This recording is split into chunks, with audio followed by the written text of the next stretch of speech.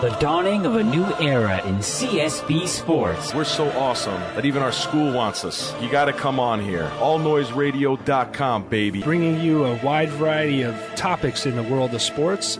Hockey, basketball, baseball, football. Get ready. We work hard. We love sports. The knowledge. I just want to make you look bad, Ruggs, because you always make me look bad with your sports intellect. The passion. Hey, Jimmy, you're going to be the best-looking guy in the unemployment line, buddy. What a disgrace. It's the Zuki and Ruggs Show on All Noise Radio.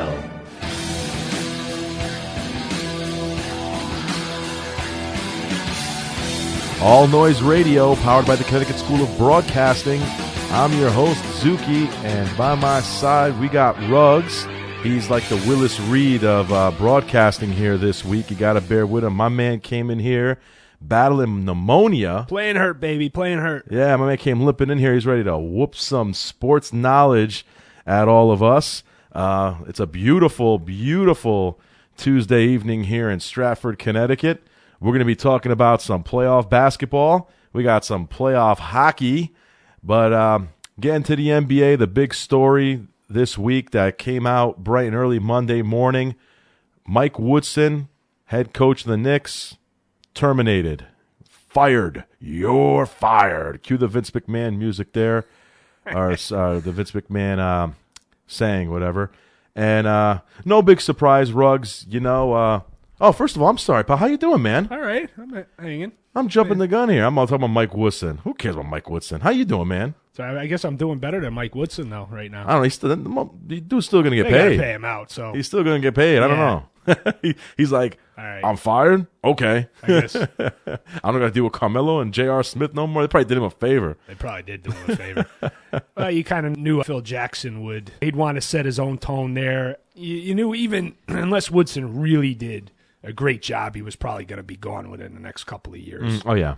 Definitely. The writing was on the wall, as you said, Ruggs. When Phil came in there and you saw James Dolan give him full autonomy of the organization, you knew the writing was on the wall. Yeah. Like you said, unless they went on a huge, which they actually did. I mean, they actually went 16-5 to close out the season. Yep. So in that regard, Mike Woodson, quote unquote, did a great job. Do you think the players quit on Woodson beginning of the year, halfway down at the All-Star break? They quit on him. And then as soon as Phil came, they played up to show Phil, like, oh, don't get rid of me. Exactly. Look, Phil. Playing for their jobs. Yeah, Yep. playing for their jobs. Yep. Like, oh, look, Phil, don't get rid of me. I could play. What do you think about that? The problem with the Knicks is everybody's a rogue on that team. They are all They all got their own agenda, right? right. It's an army of one there, and You're right. you get too many of those guys, too many J.R. Smiths, Carmelo Anthony's on a team. You can't make a gel.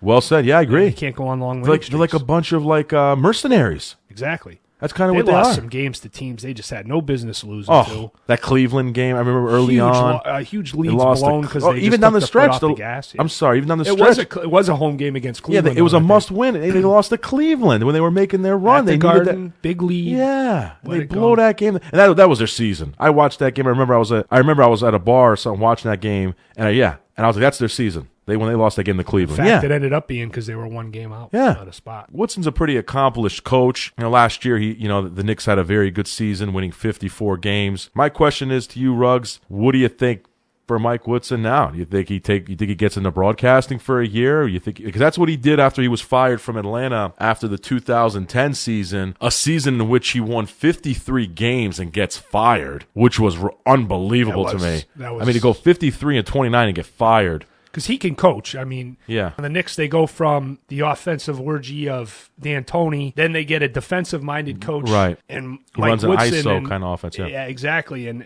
now they really need to find that middle ground. But Woodson's certainly a teacher of the defensive fundamentals, and a lot of teams are in need of that in the NBA. Let's face it, defense is at a premium. You Definitely. can see why your Bulls are so good for so long. Right. For that matter, the Spurs do a great job Oh, of yes. it. Teams that lock down and defend, those are the teams that seem to be successful year after year. And a guy like Woodson could be in high demand. I think so. I mean, there should be a lot of vacancies. I mean, we hear the rumors. I mean, we just had one today with Ty Corbin, Yep. the coach of Utah. He was just terminated as well today. And that's a rebuilding project, which could be perfect for Woodson. Yeah. I mean, look what he did in Atlanta. I got some of Woodson's records right here, Ruggs, as you can see. his first year in Atlanta there, 04-05, totally a mess. I mean, he inherited a mess. It was a terrible team. Yeah. He won 13 games. Then he treaded upwards slowly, but Atlanta, much to their credit, really gave him a long leash. Then he went 26-56, then 30-52. Then you started seeing the improvement with, Josh Smith maturing and Joe Johnson and those guys all hitting their peak there. In 08, we remember they were the 8th seed. They won 37 games, and they took that great Boston team, the eventual champions, to 7, yeah. to 7 games in the first round. And that's when you were really like, okay, here come the Hawks. And they did. And then the next year, a 10-game improvement that he won 47 games. And then his last year, which is just still mind-boggling to me, he went 53-29 and then gets fired. I think Mike Woodson, maybe Utah is a good spot. I mean, there's going to be a lot of vacancies. Maybe Cleveland, maybe he can, a little rebuilding thing there. Yeah, if they're willing to give him a shot, Utah's a great spot because that's exactly the kind of rebuilding project. If you can win 7-8 games a year better than the year before, it's kind of exactly the blueprint he did in Atlanta. He can get that team to the playoffs. The West, it's obviously a more difficult road to navigate to get there because you can't get there unless you're winning in the mid-40s, 50s, close man. to 50 games a year. They look at the Suns. They won 48 48 games, and they didn't make it. And they didn't make the playoffs, so 45 wins is an absolute must to even be considered any year. But this year, I mean, it was obviously you needed to have the 49 wins to make the 8th spot. Crazy. Like Dallas, who draws San Antonio for a reward. Hey, 49 games. Congratulations, guys. San Antonio. Great. Thanks. Wonderful. My biggest thing, though, Ruggs, I got to tell you a quick story, guys. The thing that really hurt me the most is with this, and I know it's just business. It's nothing personal, and Phil's cleaning house. I get that. And I'm sure James Dolan didn't like it, but the firing of Herb Williams, I can't sit here and say I'm good friends with the man, but I've come to know Herb. He's, he lives down, but he lives down by Stamford over there. So I've got, I did some work at his house there, and he's really if I can use the term for the lack of a better term, a sweet man. I mean, just a really humble, nice guy. And it's too bad that he lost his job. Hey, like I said, it's the business of it. And, I'm sure Phil Jackson doesn't dislike. Right. It's just, it's just, hey, he's cleaning house. And unfortunately, Herb got caught in the wrong place at the wrong time. So I wish him the best. I hope he can land an assistant job somewhere on the East Coast there because I think he's an excellent. Yeah, he's pretty highly regarded. I'd be surprised if he didn't latch on somewhere for the next hopefully season. He does. Hopefully he can find an assistant coaching job somewhere. Like I said, somewhere in the East Coast. I mean, hell, Philly. Hey, you guys. I'm sure they got room for him there in Philly. Yeah, it wouldn't hurt them any. Give Herb a shot. Getting to that, Ruggs, let's look at some possible replacements here, buddy. Let's do a little brainstorming here for the Knick job. We'll just assume that Carmelo's comes back. Let's just say. Okay. Which you have to do right now until. Which is really scary anyway because you never know what that guy. The guy could wake up tomorrow and say, I'm not coming back. Exactly. Carmelo's just that kind of guy. Let's be honest. He's kind of flaky. As you know, you're a Denver fan, so you know all about Carmelo. Possible replacements for the New York Knicks job. What are your thoughts? I like Steve Kerr. Young, knows the Phil Jackson system, high-octane offense, the triangle, probably a Phil guy. Yeah, he is a Phil guy. I mean, the only worry I would have is he too cerebral for the players? I mean, I think with the endorsement of Phil Jackson, though, I think that would take away any issues the players. Exactly. They give them the credibility. I think it would take away any reservations the players would have. You don't know until you see him coach, but he's not known as a fiery guy. Never was known as a player either, as a really fiery guy. Right. Just did his job. Jordan said, make that shot. Yeah, that's right. I'm going to pass you the ball when you need to make it. You better knock it down. And he just did his job. That's right. Steve Kerr is a professional. He's a pro. Yeah. He's a pro's pro when it comes to coaching. I like Kerr. Obviously he's played for two of the great coaches of all time with Jackson and Greg Popovich.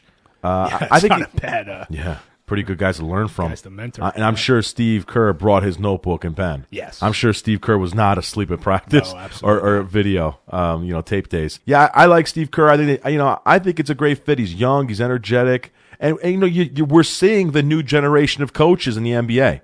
Jason Kidd, if Steve Kerr gets hired, which I think he will, if not with the Knicks, I think he'll go somewhere. Yep. I do. I think Steve Kerr's ready to coach somewhere, and I think he, will. You're seeing it. You're seeing, the young guys. Even Mark Jackson's relatively young.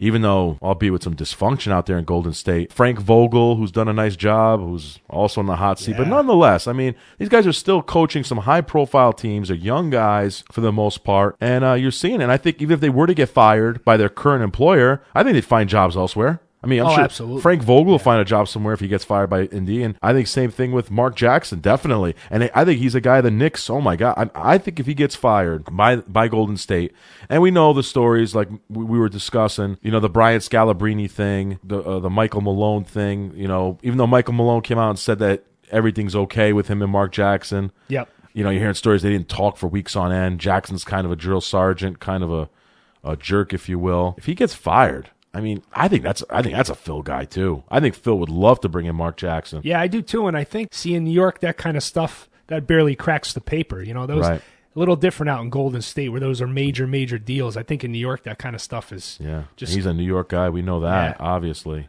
I mean, I think it'd be a great that's a circus of a locker room anyway. So a spat with Scalabrine and Malone and these other, it's just not going to make the waves that it made out in Oakland, where it's a little, there's not as much going on. And in New York, it's kind of accepted. In a way, it's like, okay, let the guy, drill these guys. Let Mark Jackson be a demanding coach. Yeah, you guys stink. Right. You guys won 37 games last year. So we'll see. I mean, there's a lot of possibilities. What do you think, Ruggs, of the possibility? It has to be discussed because even when he says, I don't want to, he's there, and now there's a vacancy.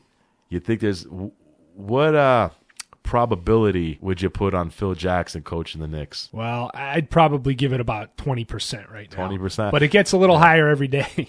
Every passing week and month and season, if things don't work themselves out, it gets a little bit higher that he'll go Pat Riley and just show up and say, I just hired myself. Yeah. He might be like, you know what? If you want something done right, you just do it yourself. Yeah.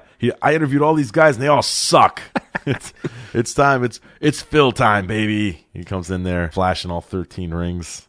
Is he making them out of earrings, probably, Phil? He's got like two of those rings in the earrings. Yeah. He's certainly run out of fingers by now. 13. Jeez Louise. Speaking of vacancies, we might have a couple here if the Indiana Pacers don't win tonight. Hey, Frank Vogel, can you install some desperation in that team? Oh, my goodness. Ruggs, I'll ask you this, man.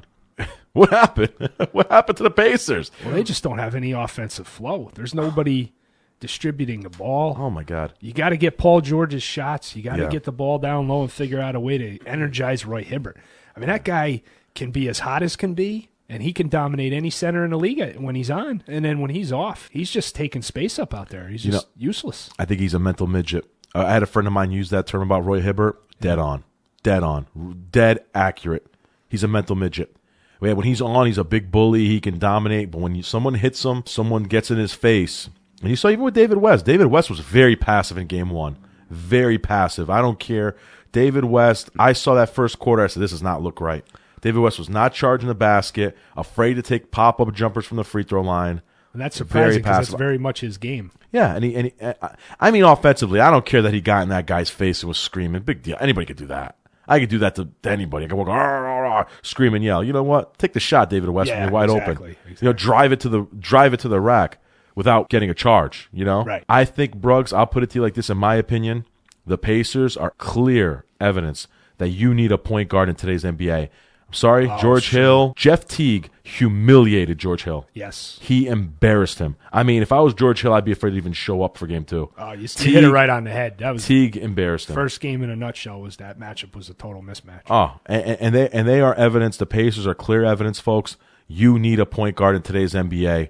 I know you're looking at, Miami doesn't have a point guard. Yeah, you know what? Mario Chalmers hits a lot of big shots, and those guys get out of the way. And he feeds the guys that need to be fed. That's right. And then you got LeBron that runs the points. And that's different because LeBron runs the post. Yeah. And you can't compare anybody else in the league to what LeBron can do. So Miami's a clear exception. Right. They're like the Bulls. Like Jordan never needed a point guard. Okay, right. He didn't need one. And it's like the Lakers in the early 2000s with Shaq and Kobe. Even though Derek Fisher still made some big shots too, but Derek Fisher is not a Hall of Fame point guard, but very solid. My point being that today's game, you need a point guard. Look at the Clippers. Look at San Antonio. Tony Parker is a top point guard. If you don't think so, you're just not paying attention. Tony Parker is a Hall of Fame point guard. Tony Parker will be in the Hall of Fame. If Tony Parker retires today, he's a Hall of Famer. I mean, that's like what San Antonio, as much as they thought of George Hill, is they didn't even think he was good enough to be the backup to Tony Parker. So I mean, so it is a major concern. you need a point guard. I mean, especially in a matchup like this with Teague. I still think the Pacers will win the series. I think they will man up and win tonight. I think they do realize their season's on the line. They realize it. They cannot lose this game. I really think that these guys, I think Larry Bird will get to these guys and say, guys, listen, come on. Let's do this now. Forget this. Whatever's happening, we got to put this behind us. I know the whole thing with Paul George being catfished, this whole ridiculous thing. Come on, just put it behind you. Forget about whatever's going on with girls. Turn your phone off. Change your number. Whatever. Get off of social media. Don't log on to Twitter. Okay? Stay off of all that crap. Okay? And just practice and focus on basketball. And just worry about beating the Atlanta Hawks. That's it. I don't know. Maybe it's they've lost Vogel. Maybe Vogel's lost a team. It's possible, and that's you brought up some great points, Zook, too. A lot of people like NBA insiders, the word on the street is the Pacers have a lot of clowns on the team. They're very talented players, but they have some guys, and you mentioned the biggest one's Roy Hibbert. I mean, he's known as being just an absolute goofball. Oh yeah, we remember the quote, no homo. Yeah. Quote. Oh yeah, I actually did forget that. But he definitely is. Like you said, he's a mental midget. I mean, he really is. I mean, I hate to say it's like time to grow up, Roy. And Stevenson's another one that's Stevenson's a total. Remember the Miami game when he got himself thrown out for being an idiot. Yep. He was like in timeout in the corner over there with Larry Bird, like a little school kid, and he comes out and he comes back in the game and he acts like a clown anyway. Yeah. It's like, come on, dude. And this guy's a free agent. Stay away from my team. Yeah. Stay away. Go to New York. That's where he's from anyway. Go to the Knicks. Go there, you jerk. Yeah, go there and act like a clown. So we'll see tonight, if the Pacers, that's the biggest story, is the Pacers in a must-win situation for Game 2. Off the heels of an embarrassing loss, like we said, to the Atlanta Hawks. Really surprised by the Hawks, to be honest with you. I really thought the Pacers had a chance to sweep them, but we'll see. But like I said, I'm going with the Pacers tonight. I think they'll take them. What an exciting first round it's been thus far. Some unpredictable things, some crazy, wild overtime games, including last night's game. Ruggs, where were you for that game? That Oklahoma City game, the game between Oklahoma City and Memphis. Wow. It was a great game. Unreal. That's a classic, dude. If that was anywhere else, if that was like around New York or Boston, that'd be like a game spoken about for a long time. Exactly. Really unbelievable game. Crazy shots. We had some crazy shots there, Ruggs. Durant shot, that 4-point play at the end of the game was just something that, you couldn't do that again in 100 chances if you or I were out there trying to shoot. Yeah. It just seems like Durant can just command that kind of shot and make it. It's unbelievable. Yeah, it's a Leitner type shot. Exactly. Because it reminds me of that. It reminds parallel there. Yeah, because you hear the old stories. Christian Leitner's like, yeah, I try to do that again. He goes, I can't. It's an air ball every time. He's like, but that day, that time, I nailed it. So he's like, it kind of reminded me of that as well. Really, that's a YouTube viral shot. That's a shot you'd be showing your kids like in 10 years. Look at this shot. And then, amazingly enough, I thought Oklahoma City was going to take the game, and then it goes to overtime, and Memphis says, no problem, we'll just win in overtime. Really, Memphis has got a lot of tough guys on their team. Yeah, they just do. I mean, Randolph, Tony Allen, those guys are tough. Very gritty. Even Gasol's tough. Yeah, Marc Gasol, he is very good. Really tough. Well, we knew it was going to be. I really thought that Oklahoma City, in a way, probably didn't want to see Memphis. They probably would have much rather played a Phoenix or someone like that. They probably, when they saw Memphis, they're totally like, oh, great. Even Dallas is a bad matchup for OKC. Yes. I think that would have been an ideal matchup for OKC. They swept them last year. They swept them in the first round last year. Yeah. So, or 2 years ago. Was it 2 years ago? I think it was 2 years ago. It was 2 years ago. When they were the defending champs. I think they swept them in the first round. Yeah. They swept Dallas. Yeah, they've always had Dallas. Yeah, Dallas does not match up well against OKC. But, yeah, I think it's going to be a great series between Memphis and OKC. We've had, a lot of things happen. We already kind of covered the disappointing, embarrassing loss by the Pacers to the Atlanta Hawks on Sunday as well. I fully expect Indiana to win tonight. I'm with you on that one. So I'm going to take Indiana. I think it'll be shocked. I think it'll go back to Indiana again. Like I think it'll end up being it'll go the full 7. But I like Indiana. Yeah, that would be something. It looks that way too. I mean, I didn't think so at first, but it's certainly looking that way now. You got Brooklyn, Toronto. Toronto really didn't play that well in Game 1. Brooklyn's defense was really on point. They really played well defensively. And Paul Pierce down the stretch. We've seen that before, haven't we? The different uniform, same story, huh, Ruggies? Yeah, exactly. 44 minutes of just – it was the whole team just shot the ball terribly, and they still had the lead. It was it was one of those games watching. It just had – the game didn't have any flow to begin with. No, it didn't. Yeah. But the Pacers – I'm sorry, the Pacers. The Nets offense just looked stagnant, but – they made up for it with defense. I mean, we talked a little bit about it with UConn when they started off so lousy against Florida. Yeah. Their defense played so well. They never got out of the game. They never got blown out completely. Right. So once the offensive flow came back, even though they waited to 5 minutes to go in the game and Pierce, decided to show up and he just turned that whole offense right over. And, the Raptors grabbed a 1-point lead. It looked like things were caving in on the Nets. And Pierce said, you know what? I'm going to take over. And he did. He just stepped back, made a couple of fadeaway jump shots like he's known to do. He gets himself to the line a couple times. He's money there in clutch situations. And, they get up 1-0. I still think the Raptors will have something to say in this series. I do, too. A lot of talent on that team, but I think the experience and the go-to guys will be the difference. I'm going maybe 6 games with the Nets. I agree. I agree with you on that. I think they'll actually win tonight. They're playing as well against Brooklyn. Yeah, I don't think that the Nets will sweep Toronto. I've heard a couple critics think, Brooklyn's just going to steamroll Toronto. No way. Toronto's a 3 seed for a reason. They're very talented. They won't lie down for this one, even though DeMar DeRozan needs to man up and stop crying about a 3-day layoff. Really, DeMar? Yeah, I know. Come on. Please. Quit crying. How about win a game? Make a shot. How about that, DeMar? So, but I agree. I think Toronto will play well in the series. But I like Brooklyn in the series. They're rolling right now. They have the best record in the East after the All-Star break. Really, since January, they've been, let's be honest, they've been the best team in the East. They're certainly better than Indiana right now. They're really tough. They've really got things rolling, and they appeared to be an unmitigated disaster early on in the season. They were really a laughingstock on social media. Really, I mean, they really were. And then all of a sudden, light went off, and they've just been rolling. So we'll see. I think we'll see how far the Nets can go. We were here. steadfast with them, though. We said early in the year, even when things were going, that we thought they were going to end up about where they were as a 3 or a 4 seed. I think we said. Yep, we did. We did.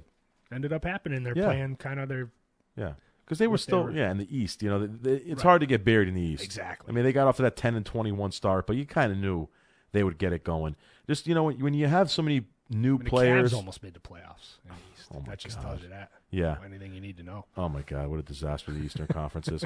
Well, I mean, when you have that many new players come into a team, it takes time to gel. I think you're seeing that, and there's only one ball, so it's hard for them to share the ball. Darren Williams played pretty well in Game 1. Played really well, actually. And you can kind of see, they've got to get the chemistry down. And they seem as though they finally have. It takes a while. When you got that many great players on one team, it takes a while. It just doesn't happen in one day. No, and you said it. When Darren Williams is playing well, they're dangerous. Oh, yes, they are. Because those other guys can, handle their responsibilities. He really is an enigma. I mean, when Darren Williams is on, he's one of the best point guards in the league. Yep. But it just seems like he just drifts. I mean, he does. He loses He interest. just goes on he just goes on siestas. Yep. I mean, it's really it's odd. But if he gets hot, Brooklyn will be dangerous. And I'm picking Brooklyn to win the series as well. We got some games going on. As the night progresses. Oh, Washington, Chicago. I'd be remiss if I didn't comment, being the big Bulls fan I am. Terrible loss. Terrible Game 1 loss on Easter Sunday. And to blow a 13-point lead and just get thoroughly dominated in the fourth quarter. Very unlike a Tom Thibodeau coach team. But just, again, when your offense is lacking, it rears its ugly head. And it's hard when the opposing team gets hot and the opposing team starts nailing shots and you have no answer. That's what happens. And we saw it happen in Game 1 for Chicago. When their offense is stagnant and the other team gets hot, they're in trouble. They're really in trouble. You can't call enough timeouts, and and it's dangerous because I knew it was dangerous on the last day of the year when Washington ended up taking the 5 seed. away from Brooklyn. And I was like, uh-oh. Really, I mean, as a Bulls fan, I was like, oh, no, great. I got to deal with John Wall and Bradley Beal, and I got to deal with, Nene and Gortat. It's amazing how that happens, because if you ask me who the better team was, I'd say Brooklyn, but I think the Bulls would handle Brooklyn. I think so, too. It's just the matchups are so key in the NBA. I think so, too. I wonder if Jason Kidd did it on purpose. Scumbag. No, I'm only kidding. But it's just the way it shook out. But, kudos to the almost to the Nationals. Kudos to the Wizards taking game one. Really in impressive fashion. Really well balanced. Nene. The Bulls had no answer. There was no stopping Nene. Andre Miller came off the bench and was tremendous. Really outplayed DJ Augustine. Just thoroughly outclassed him. Great job through and through by Washington. Big game for the Bulls, obviously, tonight as well. They need to win game two. They cannot go down 0-2 and go back to Washington. This series will be over. They will not win that series. They just don't have the offensive firepower to come back from an 0-2 hole. If they had Derrick Rose and Luol Deng, I'd say, okay, no big deal, but they do not, will not, and they would not come back from an 0-2 deficit. So I think the Bulls will win. I'm pretty confident in that. I think the Bulls will come out ticked off, blowing a fourth quarter lead. I like them tonight. They'll probably be ticked off to stick it to Washington. And I think it's going to be a long series. I really do. I like Chicago to win the series. I could see it going all the way to 7. Yeah, I was going to say 7, too, and I like the Bulls as well. Yeah. I'm not surprised that Washington made some early thunder in the series. I thought they'd take one of these first 2 games and make a statement. Me too. Mm-hmm. It's the great tragedy of the Chicago Bulls is all they're missing really is a healthy Derrick Rose. Yeah. That's the consistent scoring option that they don't have. It's the one thing that keeps them from winning the East, really. And that dang trade, I got to tell you. Yeah, it looks bad now. It looks bad now. They really now. need him now. It looks bad now. I think management really flubbed that. I think they really thought they weren't going to go anywhere. Exactly. I think they were trying to look big picture, but that really, right now, they're missing him. Yeah. Because even if they had Dang, I think game one may have been a little different because he just has, we all know, he just has a tendency to make the big shot, Luol Deng. He makes shots when you need it. He was so clutch, but he's not, he's sitting home and he's going to be a free agent. Maybe the Bulls will just mea culpa, call him and say, our bad, Luol. Sorry about that. What people forget about Deng is how long he is, too, on defense. Yes. Well, he always guards LeBron. Rebounding. Yeah. And yes. He just brings so much to the table. Tremendous ball player. He really gets underrated. Tremendous. And he got buried in Cleveland. Too bad for him, but too bad for the Bulls, really. We're the ones suffering because we're missing him dearly. I think we actually could have made some major noise in the playoffs without Derrick Rose if we had Deng. We're missing them both, which is a testament of how – the East is still open, though. If they get by the series. Which is just a testament of how great of a coach Tom Thibodeau is. Yeah. To be without your 2 best offensive players and to still win 47 games in the East. I mean, I know it's the East, but still, he won almost 50 games without his 2 best players. Unreal. But it should be awesome. We're gonna go do some predictions now. Let's do it because you were kind of going long here. Ruggies, what are your thoughts on some series here?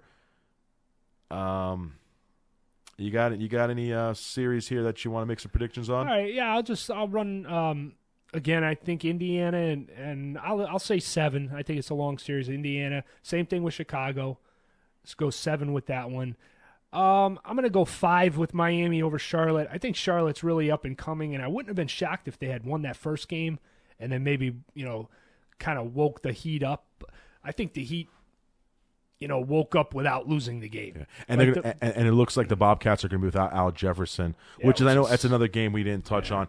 Yeah, that was a big loss for them. A big loss for them. I mean, they hung in there. I got to say, one thing I'd be remiss if I didn't say this as well. Great job by Steve Clifford. What a job he's done with that team. And now Michael Jordan finally looks like the Jordan era is finally, he was getting scrutinized for not being a good owner, not being a good team management guy. He doesn't know what he's doing, can't put together a team. Looks like we're starting. He took his lumps, but now he's starting to get it right. Yeah, we're starting to see the picks are coming better. He took a shot with Kemba. Kemba's playing great. Looks like a great pick for where they got him too. Yes, they moved up to. They move up again him, or did he fall to them? I think he fell because he 7, was. 8, it was picked. I think it was 9. No, it was 9. Yeah, it was somewhere in that range. It was, far lower than they thought he was going to go. Yeah. And so Charlotte, good for Charlotte, but too bad for Al Jefferson. Hopefully, it's not. Yeah, that plantar fasciitis, man. That's That's a tough blow, man.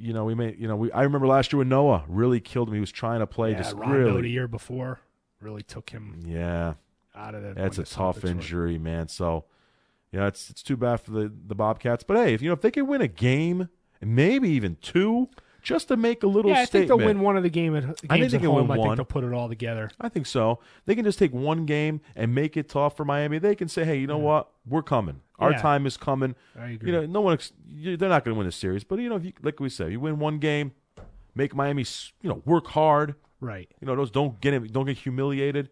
It's good. It's a positive. So, yeah, I agree with you on that. Dallas, San Antonio, oh man. I mean, where do you go with that? Honestly, I think it'll be a 4. Yeah. 4 games. I think Dallas ain't that bad. It's just no, they're not. San Antonio's just locked in right now. Oh my God, they're just unreal. The only team they don't match up well with or would have an issue with, I should say, not necessarily that they don't match up well, is Oklahoma City. Oh, okay, so yeah, because Durant is just there's no one who can really stop Durant's too much of an and Westbrook is so big. Right. It's so hard. I mean, you have to put like Danny Green on him or something, Yeah. but yeah, it's tough. They don't match up that great against OKC either. I agree. Yeah, offensively, they don't have a lot of problems with Oklahoma City. No, it's just no. their defense, which normally They don't match up, handles yeah. people. It Right.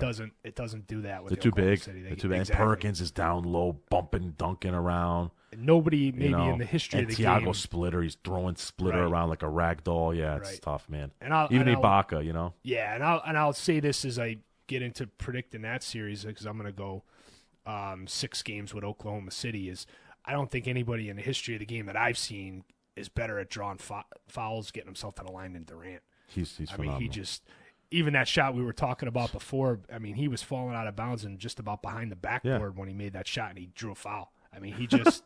It's ridiculous. It's nuts. When there's no way he could be legitimately getting fouled. He can make his body just contort, do whatever it needs he's to so do, long. and then he still can make the shots while he's getting. He's going to go down as one of the greatest players of all time. And he's I don't know where he's going to be when it's all said and done. Right. But he will be somewhere, whether it's on Mount Rushmore or not. But I know one thing: he'll be in Springfield, Mass. It's just a matter of it's just a matter of how many rings he's going to have, or just where his legacy will be.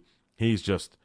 I've never, be honest with you, I don't think I've ever seen a guy like him. I mean, I know we've seen Dirk, and I don't think I've ever seen a guy 6'10" who does what he does. I've never seen it. I've never seen it. I'm trying to think of a guy. I mean, McHale was a great athlete, but he wasn't like Durant. I'm trying to think of a guy that big who was that athletic. I mean, I can't really think of it. Olajuwon he was a center. Right. Somebody that can cut the defense. I mean, he could run the point. I'm telling you right now, if you told Kevin Durant just for fun, if you say, hey, KD, you got point tonight. I guess Magic would be the guy. I'm sorry. That's probably the one. Magic was like 6'9". Yeah. I mean, him and Magic are like the two guys. Right. But even Magic can't do the things. The shots, some of the things he does, his efficiency as a shooter. Magic was a great shooter, but not like Durant. No, not in the volume either. Yeah. He didn't have to take the shots that Durant. But like you said, I mean, unreal. Nobody cuts the defense north to south like he does from the top. Unreal. He comes top down. He just comes down the lane. If he wants to take it all the way to the basket, he'll do it. Yeah. If he wants to pull up and shoot, you're not going to get. What are you going to do? You're not going to get any piece of his shot. Yeah, no. He'll just shoot right over you and laugh. 3-pointers. It's unreal. Gets to the foul His line. release is so fast too. Exactly. I mean, he's dribbling, all of a sudden, boom, the ball's out, and you're like, and it's in the net, and you're like, whoa, what? It's like his release time is unbelievable. He could be like a quarterback. He's like that quick release. It's nuts, man. He's phenomenal. I love Kevin Durant. I hope I'd love to see him hoist up a trophy. But that's the thing. You don't want him to turn into like Clyde Drexler, somebody who was so great and had so many individual, but never got. Until he did get the one I almost forgot late with Houston, late in his career. He reunited with. But you wanted to see him in his prime. We made a couple finals with Portland. Yeah, he just ran into Michael. What are you? He ran into Michael Jordan. He ran into the bad boys. Yeah, and then he had to deal with what are you gonna do there? But you got. Hey, speaking of Portland, speaking of Clyde's old team, both of his old teams actually. Yeah. both of them, Portland, Houston. Seems like these two always get each other. I know they do. It's nuts. And there's always a great series. I mean, Game 1, in my opinion, was a classic. Yeah. I mean, 122, 120 final in overtime. What else do you want? Yeah. And Houston's getting killed for it. It's like, really? God, cut them some slack. They're pretty good in my opinion. But I mean, they were my pick to go to the NBA Finals. If you listen to podcast number like 8. I don't know which one. Yeah, you did. You did say that. I picked Houston, Chicago. It's probably not going to happen. Not even close. What do you think, Ruggs? I mean, honestly, if I could recant, If I wasn't so worried about Dwight Howard, I think they'd have an excellent chance. But yeah, I just like Portland in this series too. I hate to say it. I think my Western Conference pick is matchups again. Portland is a tough matchup for Houston. Lillard is just again, and I think Houston again is a clear example. If you don't have a point guard, man, you what can't. What about LaMarcus Aldridge with 46 points in the first game? Oh my God, he is a monster. They better figure out a way to shut him down if they want to come back. Shut him down. Yeah, maybe I don't know. Arrest him, and trap him or something. You know, do a little dirty deed. Have some girl go to his room and then call the cops. I don't know. Pull some kind of treachery. How your mind works, Zuki. Do something. He's a phenomenal player. LaMarcus Aldridge, very underrated. Dude, he was a teammate at Durant in college for 1 year. Unbelievable. That's why I picked that team. Not cut the nets down. If you think about it, I picked them in the bracket that year. I got the story. I picked them to win the tournament that year. I still remember that they were out in the second round game. Well, the second round. The second round they lost, right? Yeah, unbelievable. It was Wake Forest. Yeah. In a buzzer beater. Yeah, I remember that. I remember that. I picked them to go. I remember I picked them to win the whole thing. Yeah, and Aldridge and the Bulls botched that. The Bulls had Aldridge, and then they traded for Tyrese Thomas. Oh, yeah. Unbelievable, terrible trade by the Bulls there. But geez, could you imagine LaMarcus Aldridge with Derrick Rose a few years back? Wow. Oh my God. Even now, you have LaMarcus Aldridge on that team, but nevertheless. Yeah, I'm liking Portland to win this series. I think Houston will win a couple games. I think it'll go 6, but I just don't like what I'm seeing from Houston. Harden's tremendous. I like Dwight, but he can't. He doesn't have the offense, and LaMarcus Aldridge is just too much. I really like Portland here. The way they're just rolling right now, and Lillard is he's going to be the X factor. Jeremy Lin, no one in Houston could stop him. Lillard is just way too good. Way too much of a factor. And again, you need a point guard in this league, man. If you ain't got no point guard, you ain't going very far, especially in the West, man. So Houston needs to try to reevaluate that team and try to look to find a point guard along with the Pacers. And that's one thing I was going to say about the Pacers. If they have any IQ whatsoever, Larry Bird and Donnie Walsh and all those guys, they want to act like they're the Dons of basketball. They sit there in their arena with no banners, and they sit there and they act like they're the God's gift to basketball wisdom. Well, you know what? You got West, you got Hibbert. One of them got to go. Go get yourself a point guard. Make a trade. Call somebody who's got a bevy of point guards, and just try to get one. I don't know who. I really don't know who's going to try to talk their way out of town. Trade rumors pop up. But I would definitely try to. If I'm the Pacers, get yourself a point guard, and Houston as well. Get yourself a point guard. And moving on to other series there. What else we got here, Ruggs? Well, we got the Warriors and Clippers, which is an interesting series. Yes. A lot of defensive passiveness, I guess we could call it, in that series. Defensively challenged? It's just, you ever hear of the Olay defense? You just kind of Olay, let them go right by you. That's, right. As you see a lot of that in this series, little West Coast flavor. But someone was upset last night. Oof. Someone came out fired up last night in that game. Yeah. Wow. And someone was Olay and like, okay, we'll just give it to you. Jeez, you might as well put CSB Radio's team out there last night. Jeez, we could have done the same thing. Exactly, and the Clippers. I mean, they are capable of doing that. They really are. They really are that electric. When they're firing on all cylinders, they really are scary. They are that good. And Golden State was just okay. We're overmatched tonight. Let's just pack it up, fold it up, and we'll see you. We'll see you in Oakland. Exactly. Cross the Bay Bridge. Come cross the Bay Bridge. Come see us. That place is a tough place in the playoffs to win a. Yeah, it gets loud. Game. It used to be called the Oracle Arena. I forget what it's called now. Whatever. I still call it that. I still go by the old names. I forget all the new names. I lose track. Because Oracle in Oakland, it kind of it makes you remember it a little. Yeah, exactly. I remember the Oracle. Like even Conseco with Indiana, it's called something else now. It's like whatever. But that's another. Hey, that's a great series. Out west, California matchup. I actually like Golden State to win the series. To be honest, I don't know why. I know they're dysfunctional. I just like their toughness down low. They might just be a little tougher. I know LA's a better team. I could be wrong. I'm probably wrong. I just have a hunch, really. I don't know. I really can't give you any knowledge or really any expertise as to why I think Golden State's going to win. This was the toughest series to break down. I know. Really I just got a feeling. I had an instant feeling in each of the other series. This one, I really. Oh, this will go either way. Rack my brains over. But I think it's just a series. You know what? If you're not a Warrior fan, if you're not a Clipper fan, just sit back and enjoy. Yeah. Whatever. Get your popcorn, get a pizza, and just be entertained. I mean, really. To me, the key to the series is David Lee. Yes, that's right. Yeah, I really think. I agree. He can take him over the hump. Because, yeah, I agree. He played a really efficient game one. He didn't need to be out there mega minutes. He just got out there, got his job done. Rebound. I mean, he just rebounds at such a high rate. I mean, for per minute rebounding, he's got to be. Oh, he's a monster. I mean, he's got to be the league leader, or at least close for rebounds per minute. I mean, I didn't look it up coming in, and I should have. But, to me, he just makes that team, because a team that shoots the ball at times just lights out like the Warriors. If you got a guy that's going to gobble up misses and give you second chances, I mean, that and Bogut, the way Bogut played, just killed Denver last year in the series that they played. And if they do that again, I think they can get by the Clippers because, again, Blake, very much like Dwight Howard, he doesn't scare you with his offensive game pulling up. He scares fans. He's got to get around the rim. He scares fans, though, when he dumps water. I got some water here, Ruggs. Come here. I'm going to dump you. Let's play a game of charades. Oh, man, dump some water on. Pneumonia, man. Get you throw it. I know you want a solo show. I do. The Zuki Show on All Noise Radio. No Ruggs. No gone. No more. He's gone. Fired.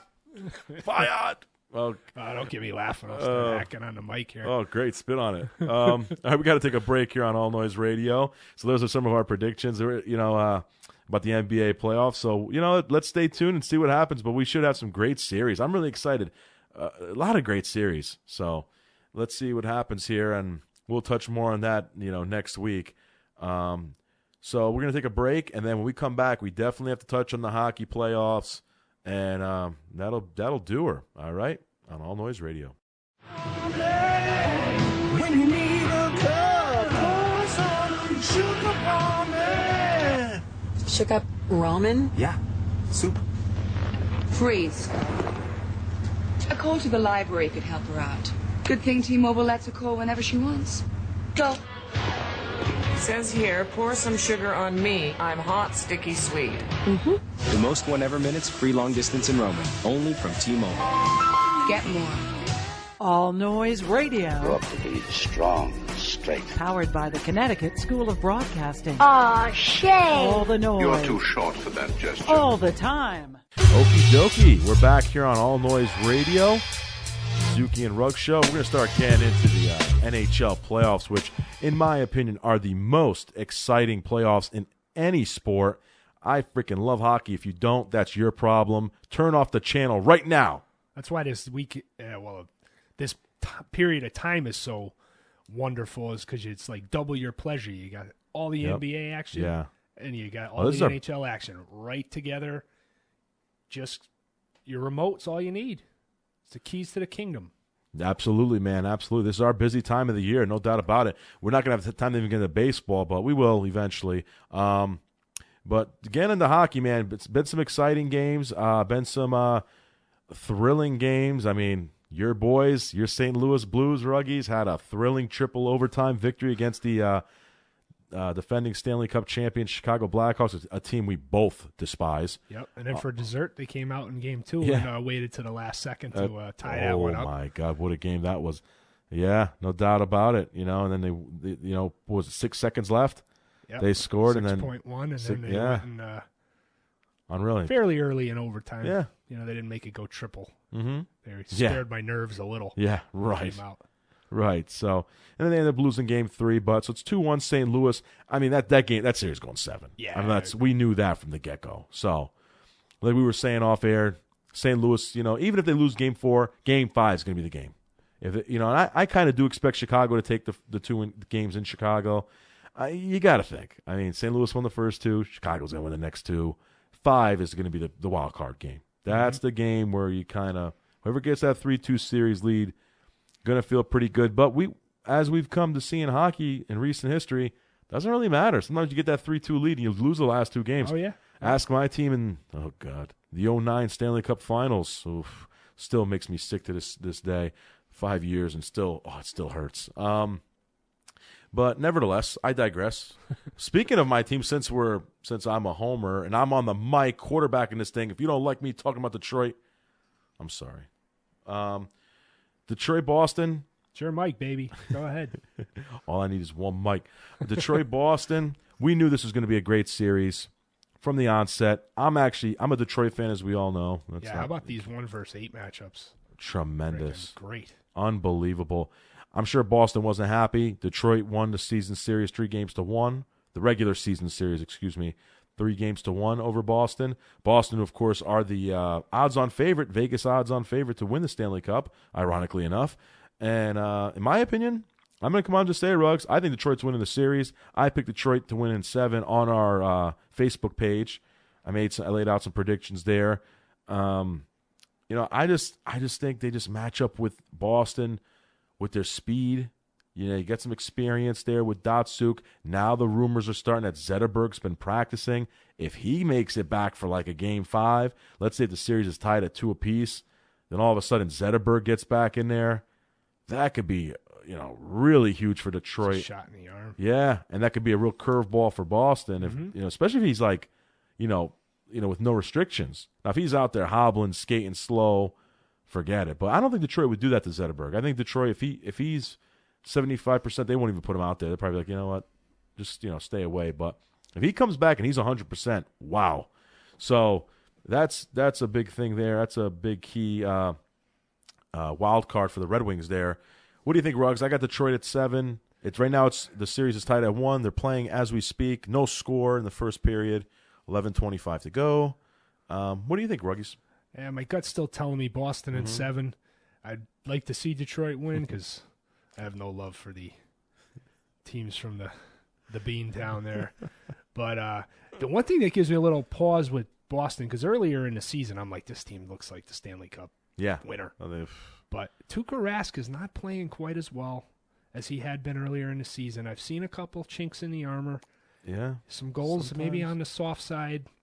I noticed. I thought that that first goal of Game 2 when he gave that up early, I was like, wow, are they going to lose 2 here in Boston? It's because they got down early. They rallied and he looked solid the rest of the game. But he has to be big for Boston to win because they give up odd man rushes. They just do, and they rely heavy on Rask's goaltending to get them through and to keep the pressure on offensively. That's what's so tough about Boston. They play real well on the road, and they're always pressuring the goalie on the other end offensively. But they couldn't have picked a worse matchup, though. I'll agree with you there in the first round. If they get through the Red Wings, I mean, they got a little bit of a better sailing from there on in because I like their path from there on to win the East. But I do too, yeah. I don't believe in Pittsburgh to beat them. No, I don't think anybody. I think actually, I hate to say it, I think Detroit's the only team that can really beat them in the East. It might be. I really think. I don't trust the Rangers or Flyers to do it either. I thought maybe Philly. I like the way they're playing now, but I think Detroit has a better chance than either one of those teams. I just the way they match up against them. I think Jimmy Howard's a tremendous goalie. Yeah. I mean, he is just. I think he's got the best glove hand in the league. It's just his defense. Detroit's defense has definitely been lacking, and as we're sitting here, it looks like Boston just took a 1-0 lead. I don't know how they got it. I hope somebody, at home to see, but I don't think anybody handles the low shot better than Howard. He keeps those pads so low. Yeah. You really got to go up high to get anything by the guy. Which it's just, I mean, you watch a lot of hockey. It's tough to get that puck up there in traffic. Yeah, it is. I mean, you get a lot of 5-hole goals against guys. You're not getting them on Howard. He keeps the pad level low.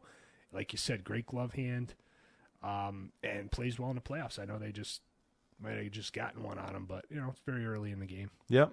So it should be a great series. Excited about that.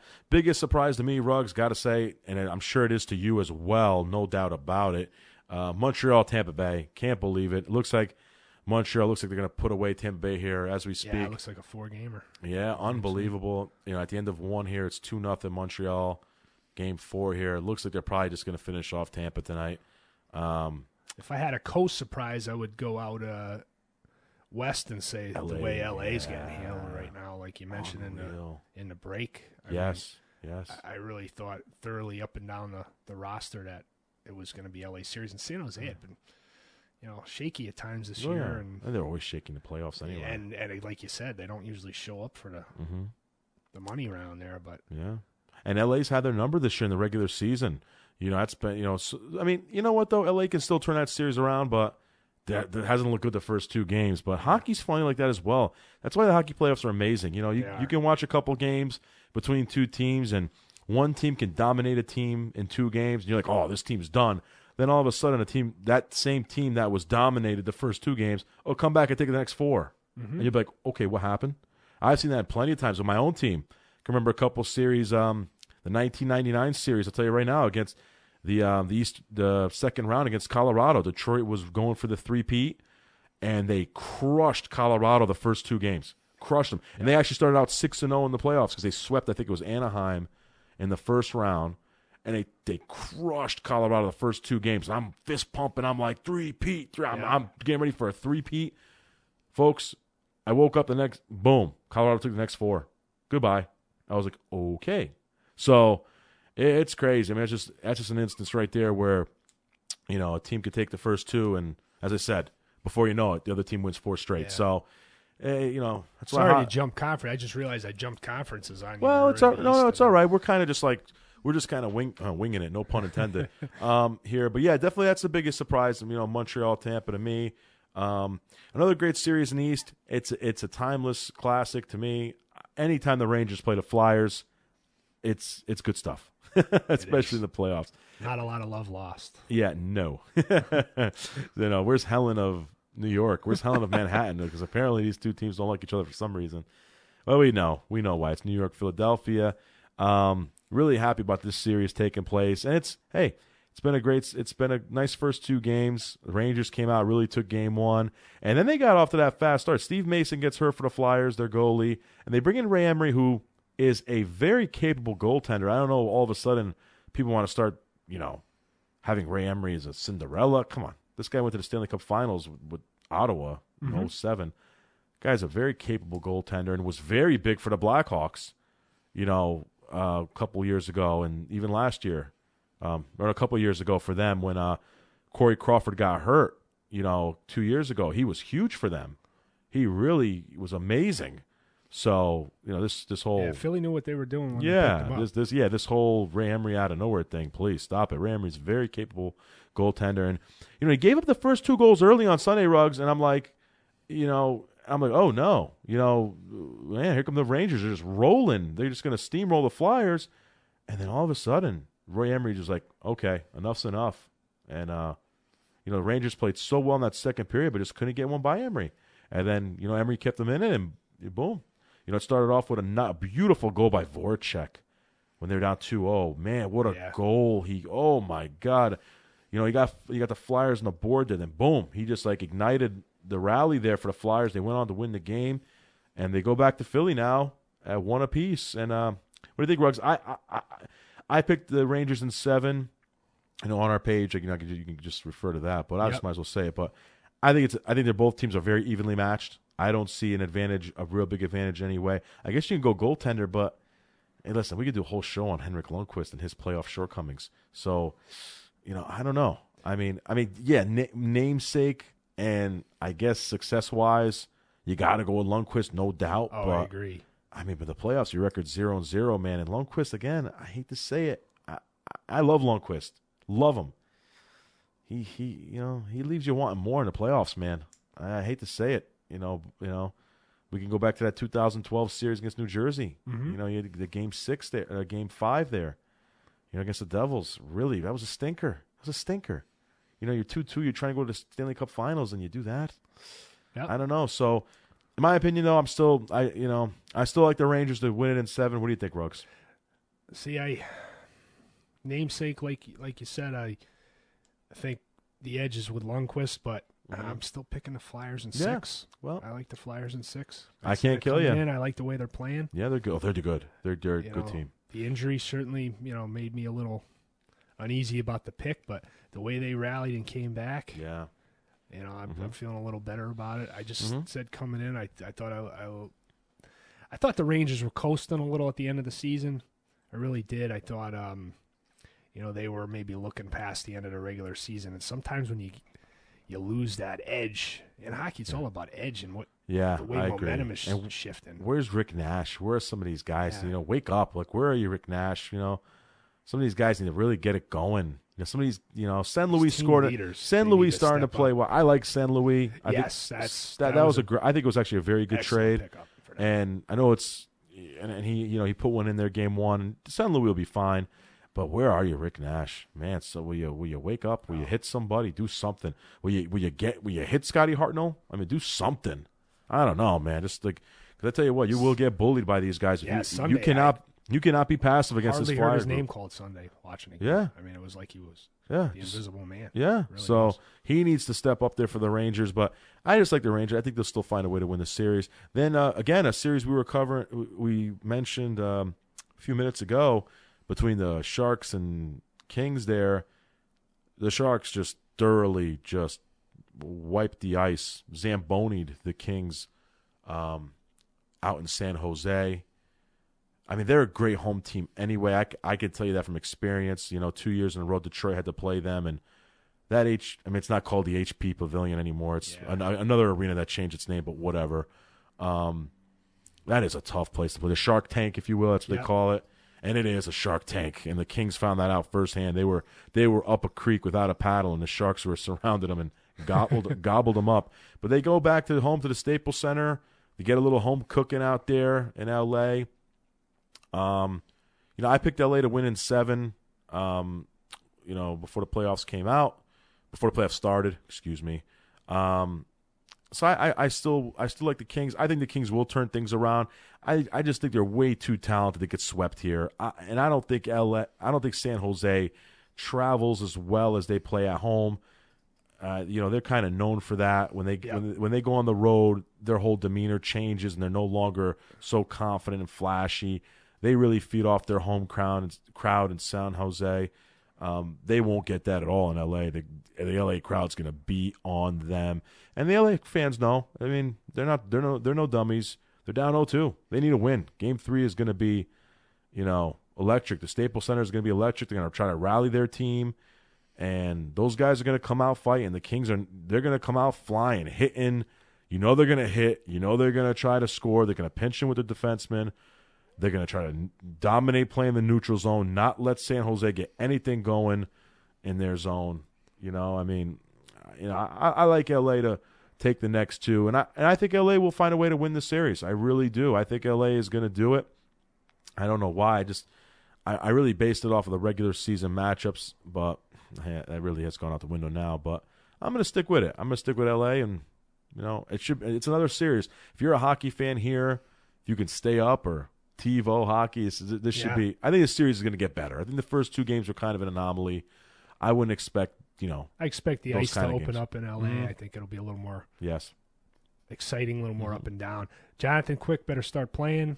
That's the only worry I have is that he's going into hiatus. But I think, as you said, I also like LA to come back and win this series.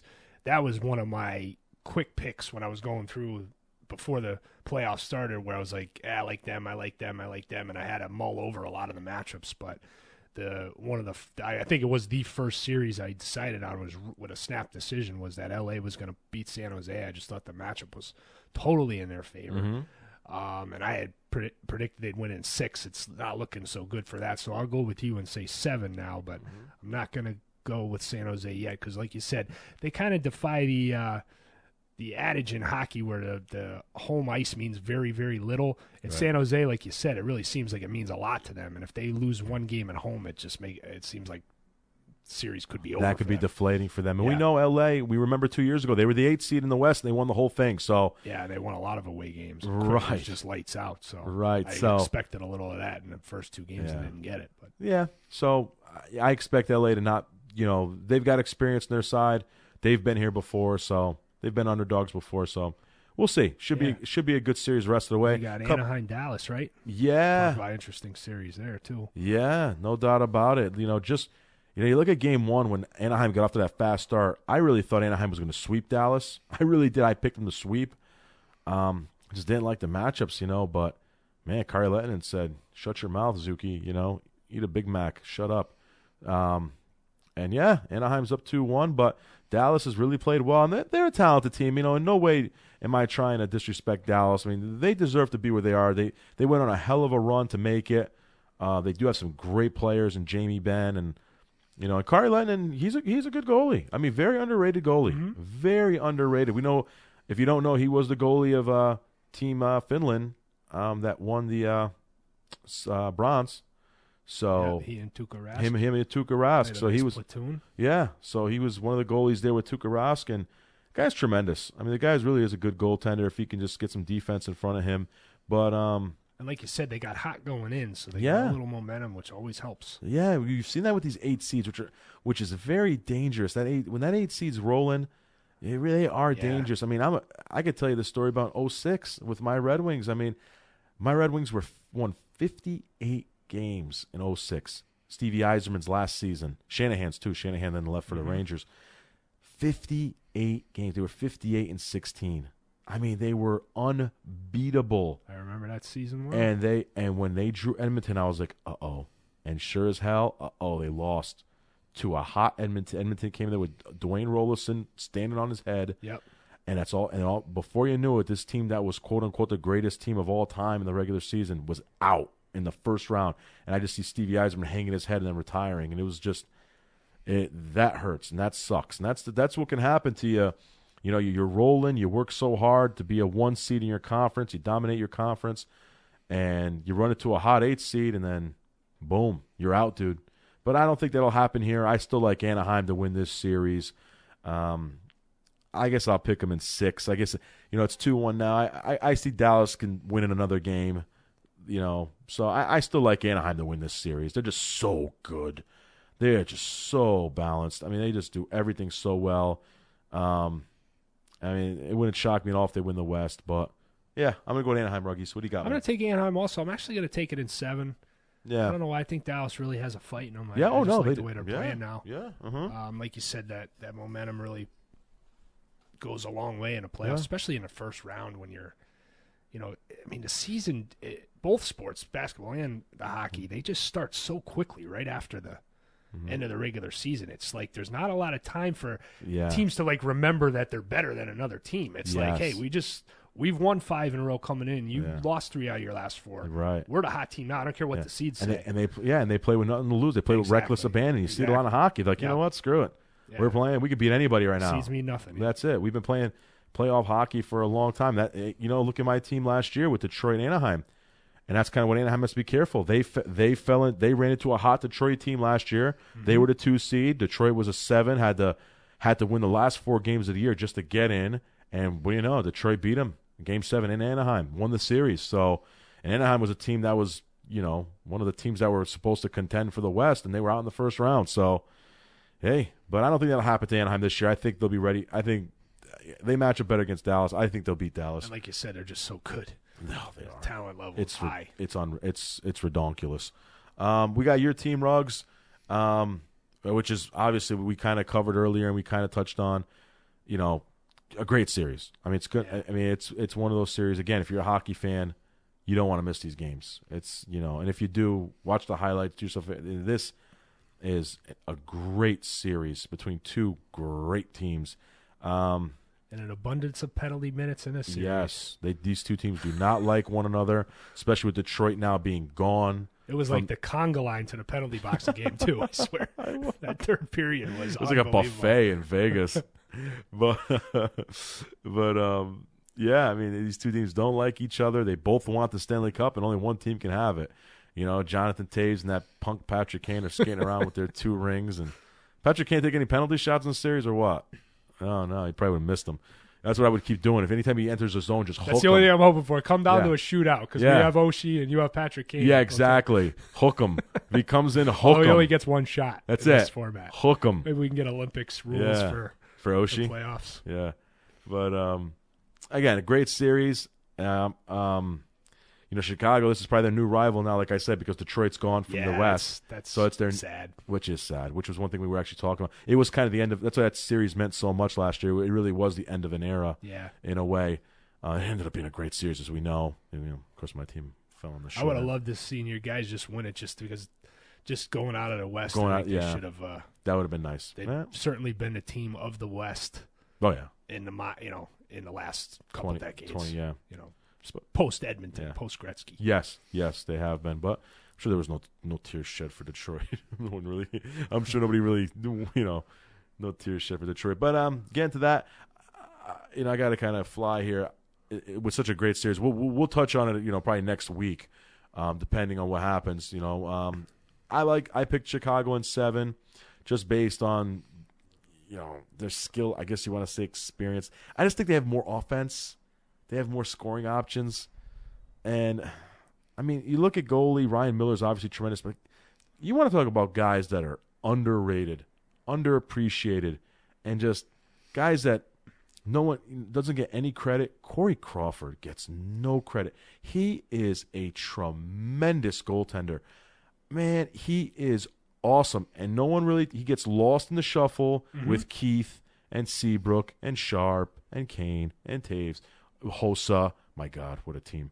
And, and people forget this guy really makes big saves and is a really tremendous goaltender. And he's not, without him, they don't win that Stanley Cup. Yeah, and it Cup. gets lost in because they did lose that second game, but, they gave up the goal with 6 seconds left, and people were like, you let that one in.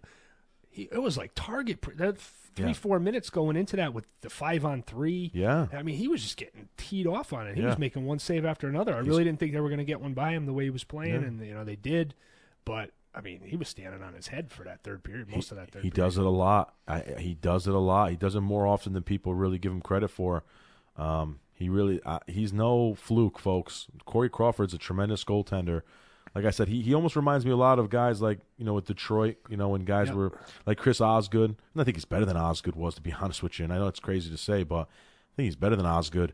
People used to say about Chris Osgood, worst goaltender ever win a Stanley Cup, all this garbage. Yeah, and come on. Yeah, it's all garbage because he was on such a great team. Yeah. He gets underappreciated, and I think that's the case with Corey Crawford. But nevertheless, should be a tremendous series. It already has been. Shouldn't be. It already is a tremendous series. Like I said, I picked Chicago, but personally, I'm pulling for St. Louis. Come on, rookies. I'm pulling for you. Yeah, I'm pulling for them, too. Don't ever go by me. I always pick against my teams. I never feel confident. I said when I looked at the series come down, I was like, I didn't want Chicago. I said Chicago in 6. I'm going to move it to 7 like you have it, Zook, because I think they're going to get one more game at least. I didn't expect them to be 2-0. You like Chicago winning Game 5? Chicago game. What do you think? I actually like you Chicago must have them win 6 and 7. I think it's going to be 3-2 St. Louis. And then you think Chicago takes 6 and 7, huh? I just think the Blues, their problem is always finishing series. Yeah, it has been, unfortunately. They got to go for that jugular, and they just never seem to. I think it even comes when they had Hall and Shanahan and all the great players they had, they never could do it. They've never been a good playoff team. Yeah, I hate to say it. Well, yeah, it's unfortunate. It's true. Well, hey, you never know. Maybe you guys, start a new tradition. Oh, I'd love to. You never know, man. This would be the year. That'd be nice. And then you got Pittsburgh, Columbus, which, I picked Columbus to win a game when this came out. Yeah, Columbus is underrated. They got some players. Pittsburgh is just so good, though. So good on offense and defense. They're gritty. Really, just a tremendous team. But as long as Marc-Andre Fleury is in goal, and if the bad Marc-Andre Fleury shows up all year long, it's the goaltending that kills him. If he wakes up on the wrong side of the bed, anybody can beat him. He is just, you want to talk about an enigma. He is the biggest one I've ever seen. There's a reason why the Penguins keep drafting goalies. You look at the amateur draft; they keep taking goalies left and right. Yeah, and it's amazing. He's got a Stanley Cup ring, but really, he is really an enigma. But I still like Pittsburgh to win a series. Not much drama. I just don't think Columbus. They won their game. If they're lucky, they can. Yeah, like I I think said, it'll go 6. But yeah, I think if Fleury wakes up on the wrong side of the bed, maybe they can win another game. But I can't see it going any further than that. I agree. They just, they got in. Congratulations to the Blue Jackets. Yeah, they don't have anybody that just thrills you and excites you. They got a bunch of ex-Rangers. Yeah. they got the 08 Rangers team, basically. It's like, but, so what are you going to do there? Moving on, another great series, probably the last one we can cover here, and it's been a tremendous series. Colorado, Minnesota. Yep. A lot of tight ones. Yeah, sure have been. We remember that game. Was it game 2 when Colorado, Minnesota was going for the kill. Yep. And then Colorado really kind of game 1 and game 2 were very similar in that fact that Minnesota really should have won both. Easily could have. Both go. Yeah, they lost both, but they were able to win game 3 to salvage the series. Yep. I originally picked Colorado in 6. I like Minnesota. They got a hell of a team. Really, with Zach Parise and Ryan Suter, who both those guys got huge contracts, and they look justified this season. But if you ask me to trust Ilya Brizgalov, I can't do it. Yeah, it's tough. I can't trust Ilya Brizgalov, and I won't do it. I'm still going to stick with Colorado. Jaguar's having another resurgence. It looks like he's a guy with a Stanley Cup ring as well. And has Varlamov been in there? I'm not sure if he played in game 2 or not. Yeah. It's been Jaguar has more lives than a cat. Yeah, he does. He just comes back when you think he's history. It's Ben Varlamov. He's a capital reject there, but I just like him. I mean, they got a hell of a team. Colorado's really good, and they got Patrick Waugh leading the way. I like Colorado to win the series. Really tremendous team. Colorado, they're back. They're a team that were obviously, as we remember, in the 90s and 2000s were just a tremendous team. 2 Stanley Cup banners over there. They're back. Patrick Waugh's done a hell of a job as a first-year coach. Really got a tremendous team. Job well done by the Colorado Avalanche rebuilding that team. And I think they've got too much firepower for the Wild. I think they'll end up winning that series. And I'm going to go with 6. I like them at 6 also. So those are our predictions. It's been really exciting, the hockey playoffs. So that'll wrap up the Zuki and Ruggs Show. We'll be back next week to talk more about the hockey playoffs, the NHL playoffs. We'll talk more about the NBA playoffs as well, and we'll try to get into we'll definitely get into the baseball. We'll touch on some baseball and any other stories that come our way. We'll touch on them. And thanks for the support. Thanks for the Facebook likes. Please subscribe to YouTube. We really need your support there. Please keep dialoguing with us, man. We really got some discussions up there. We'd love to hear from you guys. And thanks a lot to the Tri-State Sports guys. We're back on air, and it's fun. Ruggs, I'm glad you made it, man. Glad you gutted it out, man. Thanks, buddy. You got more. You're definitely tougher than that bum Francesa. All right, guys. Well, thanks a lot, and we'll see you next week here on All Noise Radio. Do you lack confidence and assertiveness? Can you open my milk, Mommy?